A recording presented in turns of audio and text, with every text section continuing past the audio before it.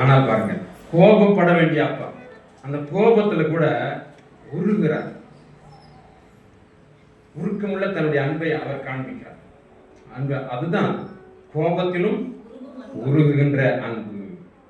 பாருங்க, இரண்டாவதாக நாம் பார்க்கிறோம், ஒவ்வொருவரையும் அழைக்கின்ற ஆண்டவருடைய அன்பு எப்படிப்பட்டதா இருக்கிறது?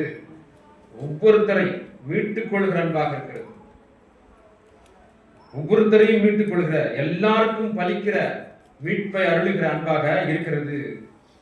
Christ redeems all. அப்படிதான் அந்த தலைப்புல நாம் பார்த்தோம். கிறிஸ்து எல்லாரையும் மீட்கிறார், மீட்டுக் கொள்கிறார். எல்லாருக்கும் பலிக்கிற மீட்பு அது. எல்லாருக்கும் பலிக்கிற மீட்பு. 1 தீமோத்தேயுல 2ஆம் அதிகாரத்துல வாசிக்க முதல்ல 4வது வசனத்தை வாசிப்போம். எல்லா மனுஷரும் ரட்சிக்கப்படவும். யாரு ரட்சிக்கப்படணுமா? எல்லா மனுஷரும் ரட்சிக்கப்பட வேண்டும் என்பதுதான் ஆண்டவருடைய விருப்பம். அதுவே அவருடைய சித்தம். 6வது வசனம் என்ன சொல்றது? எல்லாரையும் மீட்கும் பொருளாக தம்மை ஒப்பு கொடுத்த மனுஷனாகிய கிறிஸ்து இயேசு. யார் அவரு? எல்லாரையும் மீட்கும் பொருளாக தம்மை ஒப்பு கொடுத்த மனுஷனாகிய கிறிஸ்து இயேசு. யார் யாரை ரட்சிக்கணும்? யார் யாரை மீட்டுக் கொள்ளணும்? பக்தியா இருக்கிறவங்க மொத்தம் மீட்டுக் கொள்ளணும். அதிகமா காணிக்க போடுறவங்கள மாத்திரம், தவறாம கோயில் போறவங்கள மாத்திரம், அப்படியா? மனம் இல்லாம எங்கேயோ உட்காந்துக்கிறவங்கள கூட அப்படியே விட்டுருணும். ஒழுங்கா யார் இருக்கிறாங்களோ அவங்கள மட்டும் மீட்டுக் கொள்ளணுமா? அப்ப அந்த பண்ணி மேய்க்க போயிருந்தவன் ஒழுங்கானவனா? பாருங்க, எப்படிப்பட்ட பாவம் செய்தவர்களையும், எத்தனை பெரிய சாபத்தில இருந்தாலும், எத்தனை பெரிய தண்டனையில இருந்தாலும் மீட்டுக் கொள்ள துடிக்கிற அன்பாக இந்த இயேசுவின் அன்பு இருக்கிறது என்று திருமறை சொல்லுகிறது. நீ யாராக இருந்தாலும் சரி, திருமறை நம்மை ஒவ்வொருத்தரையும் பார்த்து சொல்வது அதுதான். நீ யாராக இருந்தாலும் சரி, இந்த என்னுடைய பாவ பாரத்தை என்னால சுமக்க முடியவில்லையே என்று கதறி புலம்புகிற எவரையும் அரவணைத்துக் கொள்கிறதாக இந்த மீட்பு இருக்கிறது. கிறிஸ்துவின் திருவார்த்தையை ஏற்றுக்கொள்ளுகிற, கிறிஸ்துவின் திருவார்த்தையை ஏற்றுக்கொள்ளுகிற எவருக்கும் பலிக்கிற மீட்பாக இந்த மீட்பு இருக்கிறது. யோவான் 6ஆம் அதிகாரம் 37வது வசனத்துல ஆண்டவர் அதைத்தான் சொன்னார். என்னிடத்தில் வருகிறவனை நான் புறம்பே தள்ளுவதில்லை.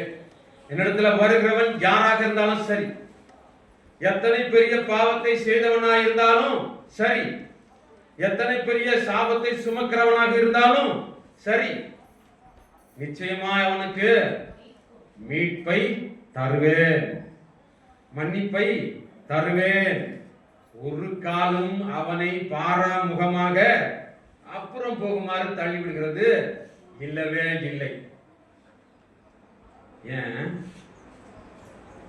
எசையா தீர்க்கன் என்ன சொன்னாரு? நமக்கு சமாதானத்தை உண்டு பண்ணும் தண்டனை அவர் மேல் வந்தது. யார் மேல வர வேண்டிய தண்டனை? யார் மேல வர வேண்டிய தண்டனை யார் மேல வந்தது? அவர் மேல வந்தது. தண்டனை அவர் மேல் சுமத்தப்பட்டது. அக்கிரமக்காரரில் ஒருவராக எண்ணப்பட்டார். நமது பாவம் எல்லாம், நமது சாபம் எல்லாம், நம்முடைய அக்கிரமம் எல்லாம் அவர் மேல் வந்தது. அவர் தமது உடம்பு முழுக்க காயங்களை, தழும்புகளை ஏற்றுக்கொண்டார். நாம் எல்லாரும் என்ன ஆகணும்? அவர் காயங்களை ஏற்றார், தழும்புகளை ஏற்றார், நாம் எல்லாரும் குணமானோம். ஏழை பணக்காரன் என்றில்லை, படித்தவன் படிக்காதவன் என்றில்லை, இருப்பவன் இல்லாதவன் என்றில்லை, உயர்ந்தவன் தாழ்ந்தவன் என்றில்லை, பரிசுத்தவான் பாவி என்றில்லை. எல்லாரையும் விடுவிக்கிற தழும்புகள், எல்லாரையும் குணமாக்குகிற தழும்புகள், எல்லாரையும் விடுவிக்கும்படியாக பலிக்கிற மீட்பு, அந்த மீட்பின் தழும்புகள். இந்த மீட்பு யாருக்கு பலிக்குது? யாருக்கு மட்டும் பலிக்குது? ஃபாஸ்டிங் இருக்கிறவங்களுக்கு மட்டும் பலிக்குது, நல்லா சாப்பிட்றவங்களுக்கு பலிக்காதா? எல்லாருக்கும் பலிக்கும் மீட்பாக இந்த மீட்பு இருக்கிறது. முதல்ல என்ன பார்த்தோம்? எல்லாரையும் அரவணைத்துக் கொள்ளுகிற கிறிஸ்துவின் அன்பு எப்படிப்பட்டதா இருக்கிறது? கோபத்திலும் உருகும் அன்பாக இருக்கிறது. இரண்டாவதாக அவர் அருளுகின்ற அந்த மீட்பு, எல்லாரையும் மீட்டுக் கொள்கிற அந்த மீட்பு யாருக்கு பலிக்கிறதா இருக்குது? எல்லாருக்கும் பலிக்கும் மீட்பாக இருக்கிறது. நிறைவாக பார்ப்போம். பாவிகளை பங்குள்ளவர்களாக்கும் அன்பு. பாவிகளை பங்குள்ளவர்களாக்கும் அன்பு. மார்க் 2ஆம் அதிகாரத்தில் வாசித்தோம், 15வது வசனம். அப்பொழுது அவருடைய வீட்டில் அவர் போஜன பந்தி இருக்கையில், சாப்பிடுறதுக்கு உட்கார்ந்திருந்தார். போஜன பந்தி இருக்கையில் அநேக ஆயக்காரரும் பாவிகளும் அவரோடு கூட அவர்களும் இயேசுவோடு அவர் சீஷரோடு கூட பந்திருந்தார்கள். அவர் போஜன பந்தி இருக்கையில் அநேக ஆயக்காரரும் பாவிகளும் அவரோடு கூட என்ன பண்ணியிருந்தாங்க? பந்தி இருந்தாங்க. சாப்பிடுறதுக்கு அவரும் உட்கார்ந்து இருந்தார், கூடவே எல்லாரும் உட்கார்ந்து இருக்கிறாங்க. அதுல யார் இருக்கிறாங்க? அநேக ஆயக்காரரும் பாவிகளும். ஆயக்காரர்னு சொன்னாவே அநியாயக்காரன். ஒருத்தனும் அவனை கிட்டவே சேர்க்க மாட்டான், ஏழு இடத்தும் பார்க்க மாட்டான், முகம் சுழிப்பான். ஏன்னா அவங்களுடைய வேலை அப்படி. அருவருப்புக்கானவர்கள். அப்போ பாவிகளிலே அவர்களும் பாவிகளாய் இருக்கிறார்கள். அப்படிதான் அந்த கருத்து. அப்ப இருந்த காலத்துல ஜனங்கள் அப்படிதான் அவங்கள பார்த்தாங்க. ஆயக்காரனாக இருந்த சகேயு பார்க்கறோம்ல, ஆனா எல்லாரும் என்னன்னு சொன்னாங்க? பாவியான மனுஷன். இவர் என்ன பாவியான மனுஷனை வீட்டுக்கு போறாரு அப்படின்னு சொன்னாங்க. இப்ப ஆயக்காரரும் பாவிகளும் ஆண்டவரோடு கூட என்ன பண்ணியிருந்தாங்க? பந்தி இருந்தார்கள். பந்தி இருப்பது என்றால், பந்தி இருக்கிறதுனா எப்படி?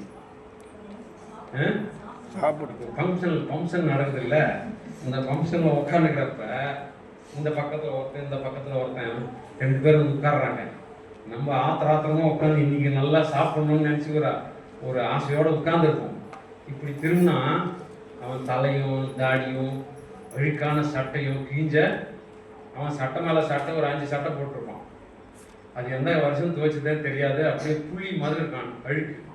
அது போலவே 2 பேருக்கு நடுவில் நான் உட்காந்து என்னால சாப்பிட முடியுமா? அவன் பிச்சைக்காரன், கிட்டவே சேர்க்கக்கூடாத ஒரு நிலைமையில் இருக்கிறவன். அவனும் நான் ஒண்ணு ஆண். அப்படித்தானே யோசிப்போம். பந்தி இருப்பதென்றால் உடன் அமர்ந்து உண்ணுவது.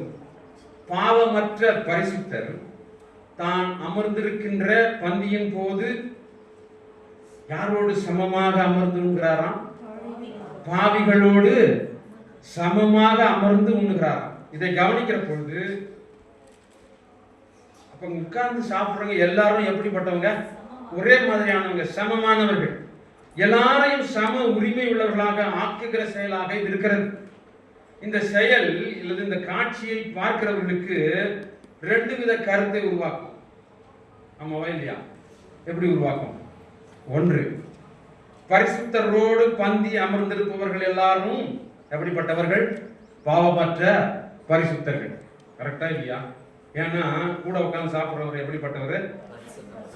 நான் போயிட்டு சிஎம்